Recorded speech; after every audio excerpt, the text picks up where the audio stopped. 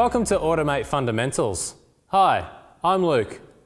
In this module, we'll take a look at wideband oxygen sensors, their construction and how they work.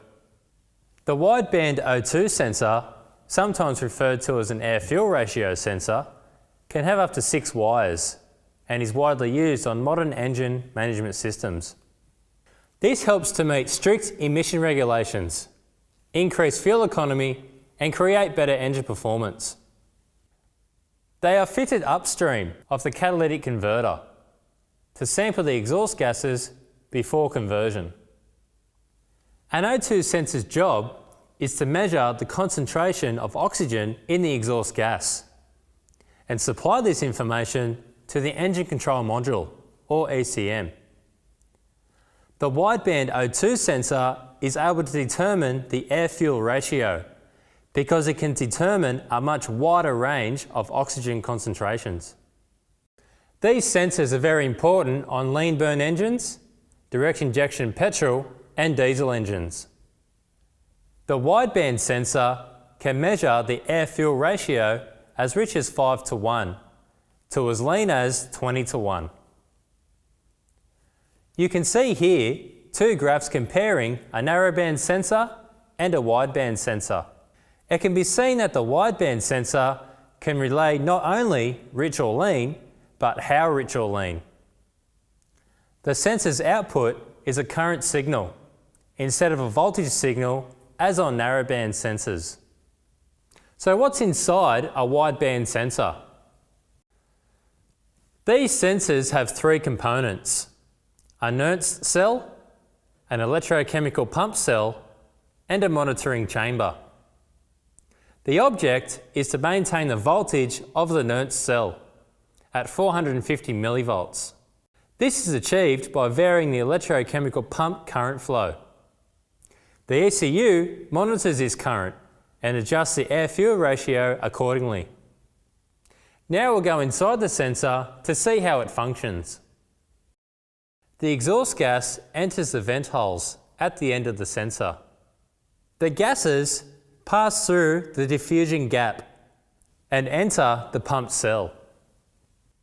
The Nernst cell will now produce a voltage between 100 millivolts and 900 millivolts, depending on the air-fuel ratio. The monitoring chamber should always be kept at a constant air-fuel ratio of 14.7:1, which will be indicated by a Nernst cell voltage of 450 millivolts. This is achieved by varying the pump cell current. This current has a direct relationship to the air-fuel ratio. If the air-fuel ratio is 14.7:1, there will be no current flowing through the pump cell. If the air-fuel ratio is lean, there would be excess oxygen and the Nernst cell voltage would drop below 450 millivolts. To compensate for this, the pump cell will have a positive current flow, which will reduce the oxygen content in the monitoring chamber.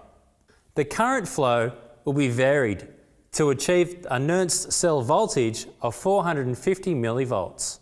The ECM will monitor the current flow through the pumping cell and adjust the fuel quantity accordingly. If the air-fuel ratio is rich, the opposite will occur.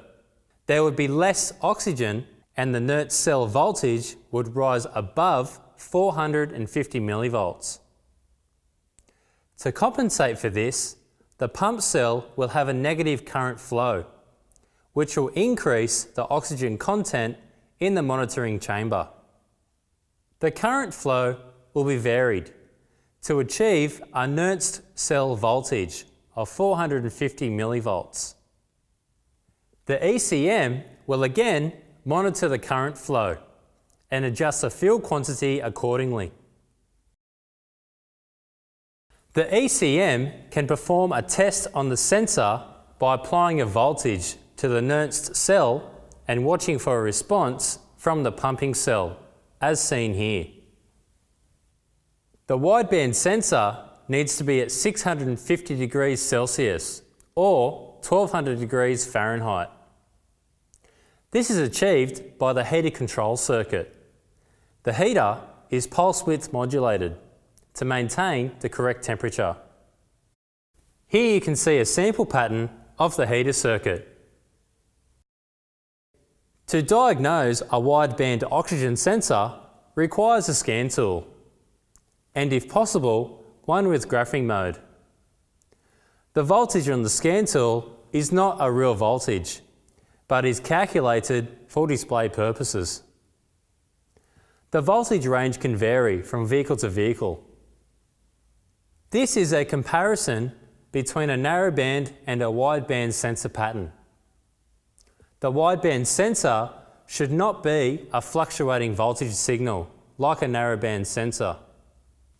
Just like narrowband sensors, a wideband sensor can be tricked by air leaks and leaking injectors, etc. So this needs to be considered when dealing with these sensors.